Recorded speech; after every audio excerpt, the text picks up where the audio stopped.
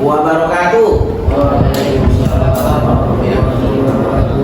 Dan para mahasiswa sekalian, ini adalah untuk pertemuan kali ini, yaitu yang perdana, di mana sebelum kita masuk untuk kuliah-kuliah selanjutnya, itu yang perdana adalah saya akan memberikan program belajar ataupun berupa rencana pembelajaran semester dengan mata kuliah kita Kapasitas Selekta. Yang lebih fokus lagi adalah aplikasi filsafat fisika inti ataupun PIR dalam masyarakat madani. Baiklah, kita di dalam program studi fisika ini kalau boleh yang memang harus yang apply kepada masyarakat. Jadi dengan berbasiskan MPKM, kemudian dosen pengampunya itu salah seorangnya adalah saya, Muhammad Sontang Sultan, kemudian Bapak Profesor Dr. Sahrul Gunedi, yang akan kita Lukman Hakim.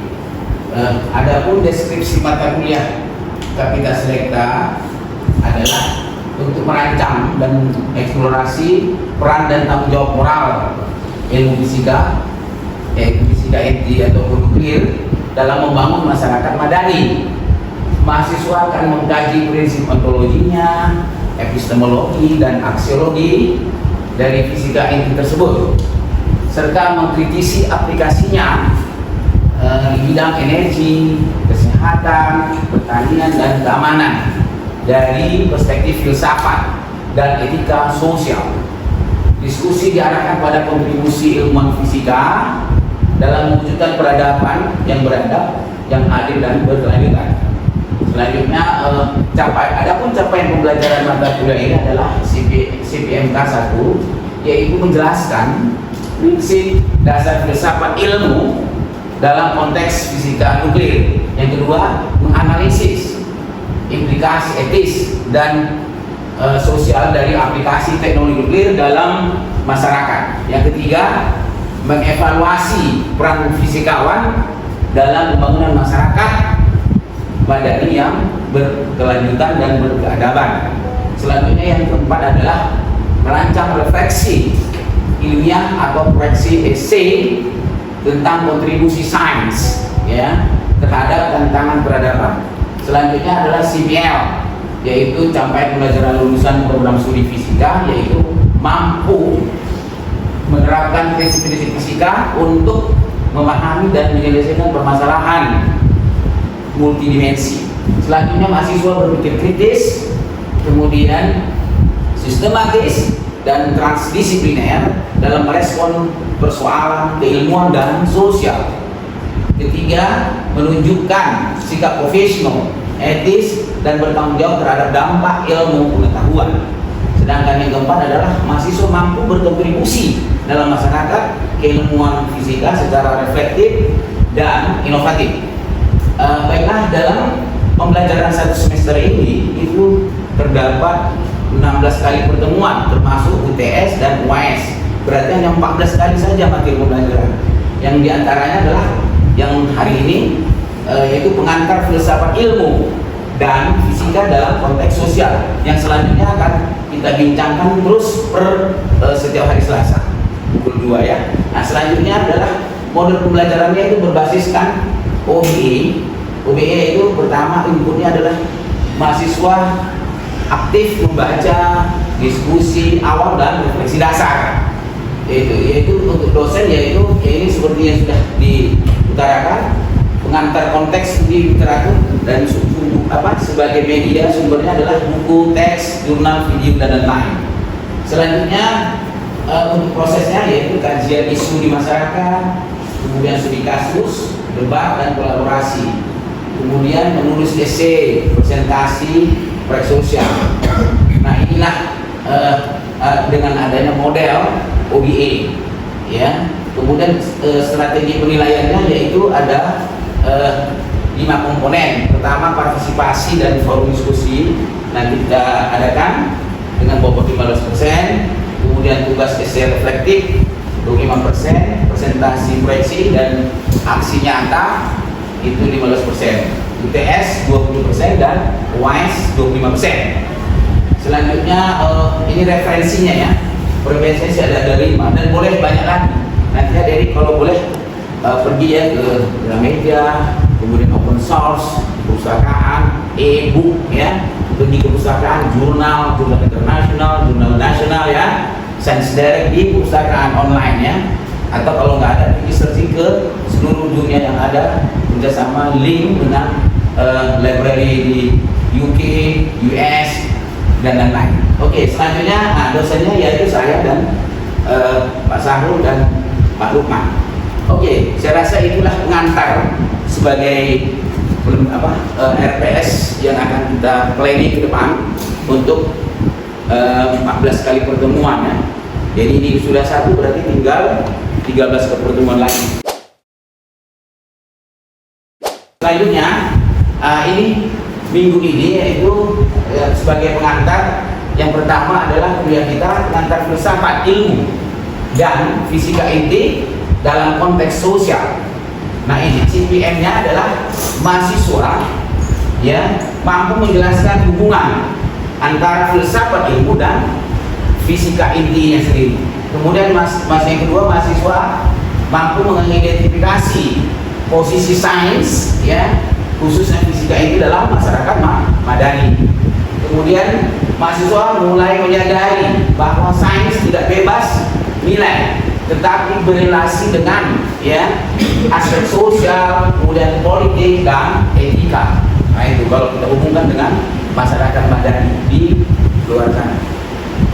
Selanjutnya submateri pembelajaran hari ini yaitu definisi dan ruang lingkup filsafat ilmu, yaitu ada 3 pilar filsafat: ontologi secara epistemologi dan aksiologi, kemudian perbedaan antara sains dan filsafat, kemudian perkembangan paradigma sains dari klasik ke modern. Fisika klasik itu dikenal dengan Newtonia, kemudian fisika modern adalah kuantum dan modalitas, relativitas, Einstein. Kemudian munculnya fisika itu sebagai lompatan paradigma ya. Nah itu bagaimana nanti aplikasi di masyarakat. Selanjutnya adalah fisika itu dalam konteks sosial historis ya, penemuan neutron dan pemanfaatan reaksi fisi ya. Kemudian konteks perang dunia kedua dan proyek Manhattan ya. Kemudian transisi sains murni menjadi sains terapan yang berisiko. Selanjutnya sains dan masyarakat ya, keterkaitan antara dan ketegangan, yaitu sains sebagai produk budaya dan kekuasaan. Kemudian ilmuwan netral atau politis. Nah, itu. Kemudian kebutuhan akan pertanggungjawaban moral ilmuwan. Nah selanjutnya aktivitas pembelajarannya untuk mahasiswa yaitu menonton video pengantar, kemudian membaca bahan ajar, kemudian banyak lagi di open source ya, online, YouTube dan lain-lain, medsos atau adakah yang lain-lain yang secara ilmiah ya. Oke, jadi perlu nanti di open source ya. Kemudian diskusi di forum ini ya, learning management system. Apakah sains itu netral? Nah, ya, untuk kita buat nanti ada forum LMS-nya. Kemudian refleksi pribadi, pengalaman terpapar sains. Nah, bagaimana? Nah, untuk dosennya pengantar konsep filsafat lah saya berarti ya, sebagai awal ini memberi pengantar konsep filsafat itu. Kemudian secara sains ringkas, nah itu menanggapi, merangkum argumen, memberi pemantik, refleksi, selanjutnya memberi feedback ataupun reflektif di LMS. Nah, referensi sudah ada ini untuk minggu ini dia ya, sebagai Theory and Reality ya, Introduction to the Philosophy of Science. Nah ini yang dari di library ya, di Pustaka Pusat Cita. Kemudian carikan bisa ada jurnal-jurnal ya, baik itu yang internasional maupun nasional. Kemudian the structure of revolution ya, kemudian macam-macam itu ya, banyak.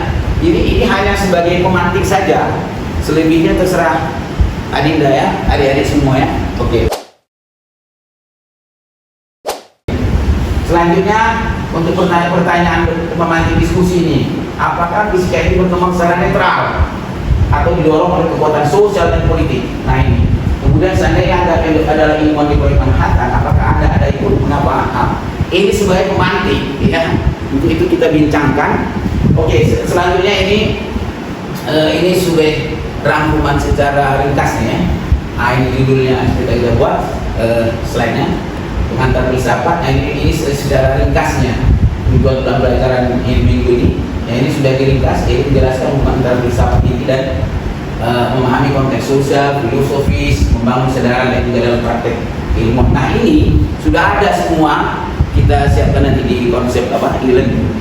Nah nanti untuk itu kalau ada dari forum ini kita buat suatu pertanyaan ataupun di yang belum paham sangat, bolehlah silakan pada saudara-saudara mahasiswa, adik yang mau bertanya silakan supaya kita ada feedback ya. Jadi ini adalah materi kapita selekta dengan aplikasinya fisika nuklir di masyarakat. Oke, selanjutnya dipersilakan. Pak, izin bertanya Pak. Dan saya, bagaimana prinsip-prinsip dasar fisika inti dikembangkan dengan mempertimbangkan nilai-nilai etika dan kemanusiaan? Ya. Oke, baik. Untuk saya menjawab alternatif pertanyaan solusinya adalah karena di dalam fisika inti itu ada dia disebut atom ya, inti atom. Kemudian ada nanti terakhir ada partikel elementer.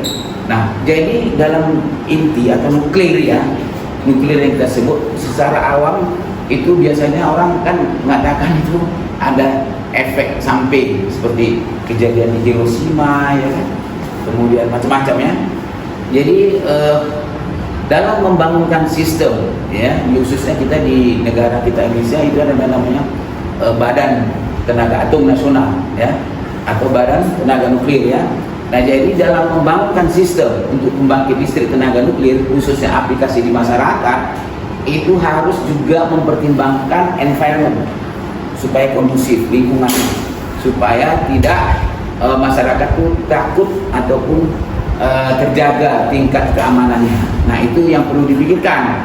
Dari yang kejadian di Hiroshima ya, Nagasaki, dan sekarang juga masyarakat akan kita berikan khususnya di Batan itu, sekarang di BRIN namanya, itu harus ada sosialisasi bagaimana sebenarnya kelebihan kekurangan untuk penggunaan aplikasi teknologi nuklir di masyarakat. Nah, jadi sebenarnya kalau kita buat secara hitung-hitungannya lebih banyak dampaknya atau negatifnya. Ini sudah diperhitungkan lebih banyak dampaknya. Hanya saja karena istilahnya dulu ada pengaruh negatif sehingga sekarang agak kurang, masyarakat kurang menerima seperti adanya rencana PLTN, pembangkit listrik tenaga nuklir di Indonesia.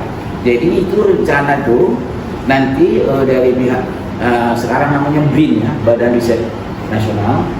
Nah, itu akan mensosialisasi, memberikan kepada masyarakat. Begitu. Jadi penyuluhan, dampaknya, aplikasinya banyak. Kalau di rumah sakit kita lihat MRI, magnetic resonance imaging, ya kan, kemudian X-ray pakai cobalt 60 itu unsur-unsur radioaktif, nuklir semua. Tapi lebih banyak baiknya daripada mudaratnya begitu. Nah, itu perlu juga dikasih tahu nanti bagaimana waste manajemennya, tata kelola limbahnya, tata kelola penggunaan radioaktifnya, dan lain-lain. Ya, yang jelas di rumah sakit ada itu peralatan yang berhubungan dengan teknologi nuklir, spek, PET, CT scan, ya kan, kemudian X-ray, MRI, magnetic resonance imaging, itu semua itu kan memberi manfaat kepada pasien.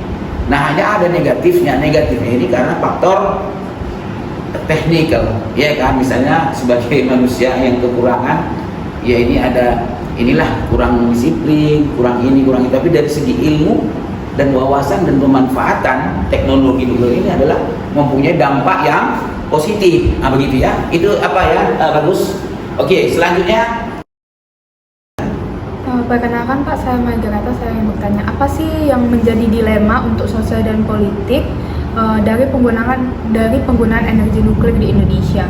Oke, baiklah, Saudari Margareta tadi atas pertanyaannya. Itu yang ketiga, yaitu bagaimana dilema terhadap sosial politik kita di negara ini agar bisa dipakai di apa yang di fisika inti kita, yang di fisika nuklir ini di masyarakat, ya kan. Ya itu tadi, karena kita tahu kita belum eranya ke situ, kita masih mau ngajak orang mau belajar. Kadang-kadang nggak mau era sekarang IT main, masih mau main banyak medsos, ya kan. Banyak orang mahasiswa juga masyarakat situ dia berkelompok menjadi berkelompok-kelompok atau sendiri-sendiri di pojok-pojok untuk kemandiriannya, tidak untuk bagaimana how to change, how to reform, how to smart idea, memberikan manfaat kepada kemaslahatan umat atau masyarakat madani, ya. Jadi masalahnya kita agak tidak produktif kontribusi kepada pengembangan ilmu, khususnya teknologi nuklir, karena teknologi nuklir ini memang terlalu banyak dia variabelnya untuk katakanlah tata kelolanya, dari mulai bagaimana memproduksi, bagaimana sisa-sisanya, kan ada sisa ini. Seperti itu saya sebagai kepala lab fisika nuklir, nah itu saya pernah dengar itulah yang lama-lama yang kita beli dari Amerika itu, sumber radioaktifnya itu sudah selesai, sudah dibuang, bahasa lupus, itu mesti dikembalikan lagi ke sana, ke tempat pembelian awal. Nah, kan repot kan. Jadi tidak lepas saja itu, purna jualnya tidak, jadi diikat dengan kita antar lagi nanti itu unsur radioaktif yang kita beli 10 tahun lalu atau 20 tahun lalu, dikembalikan ke tempat penjualannya. Nah begitulah, itulah sangat ketatnya, jadi nggak sembarangan itu.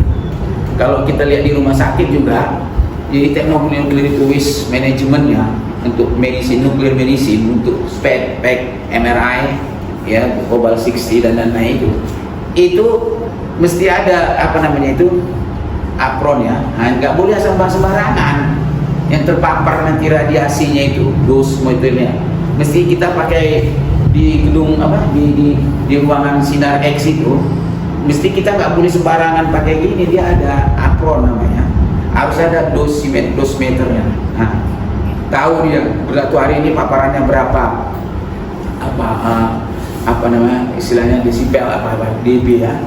Nah, ada satuannya, nggak boleh terpaparnya banyak sangat, nanti istilahnya bahasanya mandul banyak itu yang kalau ya dalam lingkungan aplikasi radioaktif itu ada yang jadi katanya ya, ada yang jadi dia efeknya jadi negatifnya, jadi mandul lah, tahu mandul kan? Nah, mandul tau, mandi duluan. Jadi tidak dapat untuk memproduksi ya. Nah, begitu. Jadi ada iniannya. Kalau saya kemarin di Leuven di Belgium sama di situ ya, itu di rumah sakit, di hospital itu memang sangat-sangat sensitif. Kalau di sini RS rumah sakit Gringadi, sana RS Cipto. Nah, jadi makanya banyak orang ke rumah sakit Penang di Malaysia atau ke luar negeri, ke Eropa, ke Jerman kan, karena mereka sangat disiplin untuk paparan dos radiasi metrinya ini. Ini gedungnya ini, dindingnya pun di rumah sakit itu harus istilahnya perisai ya. Ini harus nggak sama dengan membangun gedung dengan untuk rapat begini, lain. Dia nggak boleh begini bentuk bahannya. Ada bahannya satu lagi, itu dari, kalau saya bagi bidang material science, itu ada lagi dari kulit kerang ya, dilapisin dia kalsium banyak, dia tahan ya, keramiknya yang tebal. Itu ada aturannya sendiri, desain untuk gedungnya itu ada khas sendiri, jadi nggak sembarangan membangun gedung seperti ini, lain ya. Kemudian pegawainya pun jangan terpapar banyak, baik pakai pakai coat atau apron.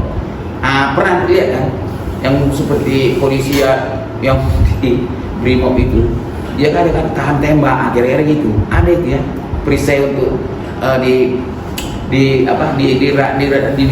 ruang radiologi, radiodiagnostik, radioterapi ya. Itu dia radiologi, bidang di klinik ya, poliklinik, radiodiagnostik, radiologi dan radioterapi.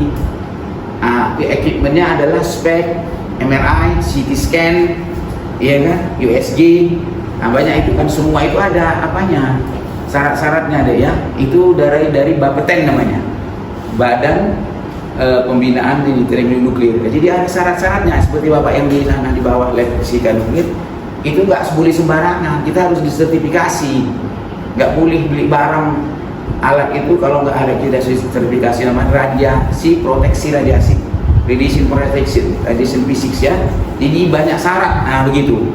Jadi hubungan dengan tadi tingkat atasan secara politikal dan budgeting ya, itu dia. Jadi ujungnya kita masalah budget ya. Kalau negara maju sudah ada dialokasi dana untuk pengembangan iptek, ilmu pengetahuan dan teknologi dan sosial politik. Kalau kita belum, kita masih banyak berpolitik saja ya, berpolitik ria, karena siapa yang mendudukin posisi tertentu begitu, untuk bisa meluluskan ini PLTN nantinya ya. Saya rasa itu yang jelas. Sekarang kita mari menimba ilmu dulu, baru nanti wawasan, baru kalau adik-adik nanti jadi pejabat, boleh belajar lagi lah, banyak ilmunya, dari segi orang politik, dari orang eksak, engineering, sains, orang sosial juga. Sosial karena ini politik, aplikasinya ke sosial. Kalau kita lihat di BRIN dulu Batang, itu aplikasi teknologi untuk varietas beras yang bagus itu ya. Beras di sana agak bagus dia. Sudah ada bibit-bibit dari teknologi nuklir di sana ya. Nah, kalau yang negara maju lah, negara kita sudah ada buat beras dia dengan varietas berbagai macam ya, hybrid. Mau tanya lagi, silakan. Izin bertanya Pak, tadi kan seperti yang sudah Bapak jelaskan, ada kekurangan dan kelebihan dari penggunaan fisika ini dalam kehidupan bermasyarakat. Saya ingin bertanya lagi, apa saja kontroversi dan sosial politik atau dilema lah Pak yang muncul dari penggunaan energi nuklir ini di Indonesia, dan bagaimana perbandingannya dengan negara lain? Maksudnya Pak, kayak kasus yang sudah terjadi lebih banyak di negara kita kah atau di negara lain gitu Pak, perbandingannya? Jadi untuk itu sebagai yang Bapak gambarkan tadi, jadi di seluruh dunia ya memang belum menerima bagi masyarakat yang ada di negara-negara berkembang ataupun negara ini tradisional. Kalau negara maju, mereka sudah banyak dari segi budgeting. Seperti saya pernah dulu ke Belgium, di sana ada uranium beli pusat di dekat Prancis itu. Kita masuk biasa orang naik lift ke atas kan. Ini untuk penambangan atau kilang atau pabriknya uranium dia bawa. Saya ke bawah, dibawa pakai naik lift. Biasa orang naik ke atas kan. Ini ke bawah ini dengan ada 500 meter di situ pabrik uranium di situ. Jadi kayak ini seperti istilah tanker apa istilahnya, ke bawah tanah. Banker ya. Begitu. Jadi di sana itu karena di Belgia, di sana produksi uranium untuk pembangkit listrik tenaga nuklir itu kan Belgia sudah maju ya. Nah, jadi dan dananya kita Indonesia masih negara berkembang, ini banyak urusannya politik dan keamanan. Gitu ya. Jadi dampak kalau kita pakai nanti habis kita ini hanya untuk PLTN saja atau pembuat penambangan ini. Kalau di Belgia memang dia sudah berlebih, jadi dia ambil sumber-sumber lain. Seperti kita di sini, kita tata kelola limbah aja belum mau, mesti banyak yang berpolitik, siapa mau jadi itu, iya kan? NPWP, kalau nggak bisa. Kalau luar negeri, ya lama 3 hari lagi sudah ketahuan kalau dari pemilunya. Kalau kita sebelum pemilu mulai, udah ketahuan siapa pemenang, iya kan? Nah itu jadi pertama kondisi sosial politik Indonesia belum memungkinkan untuk itu, belum mau nerima masyarakat, dan khususnya para petinggi-petinggi politik kita ini. Mestinya bagian ini posisi, bargaining position. Siapa mau jadi presiden, menteri ini macam dengan NHPN, iya kan? Belum. Kalau di luar negeri kebalikan, dia dengan adanya the right man and right place, the right man on right job. Siapa yang bagus, punya otaknya bisa cerdas, bisa mengarahkan kepada ilmu dan wawasan. Kalau kita tidak, siapa yang punya KKN, nepotisme, tapi bukan menjelekkan, tapi itulah kondisi sekarang, kondisi real. Nah, artinya di negara kita ini belum bisa terima itu semua, ya, karena masih proses pembelajaran kepada masyarakatnya, pejabatnya. Nah, kalau di luar negeri itu, dia itu sedikit banyaknya, populasinya masih sedikit, ya, seperti Malaysia ada berapa persen kan, 10% dari kita itu, ya kan, 25 juta mereka, kita 250. Apalagi yang Belgia, saya pernah ke Belgia, Prancis, Austria, itu memang dia pakai PLTN, ya, karena memang lebih bagus dia kualitasnya, karena intinya kebetulan saya kan mengkaji itu yang nikmat ilmu halus, ya.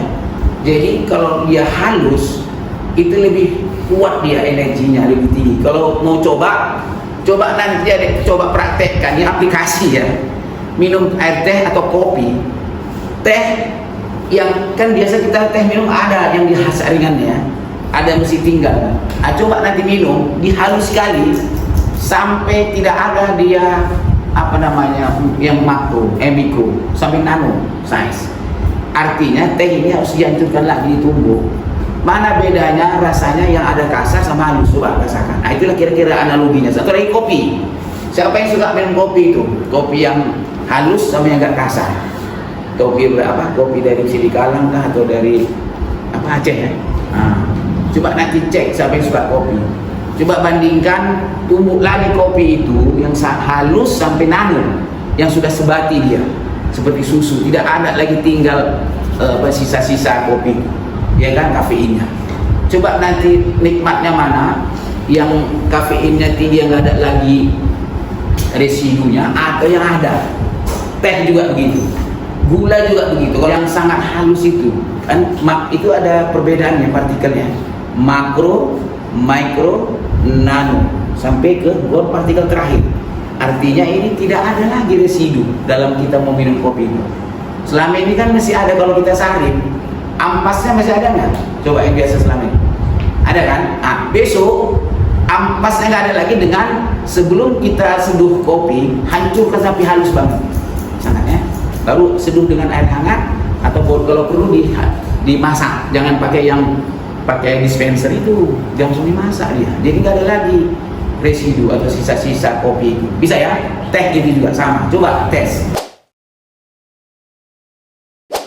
Oke, saya rasa itu berhubung karena waktu juga yang memisahkan kita dengan waktu dan gelombang yang sama. Nantinya setiap hari Selasa kita akan rutin reguler sampai 14 kali pertemuan, plus 2 lagi untuk UTS dan UAS.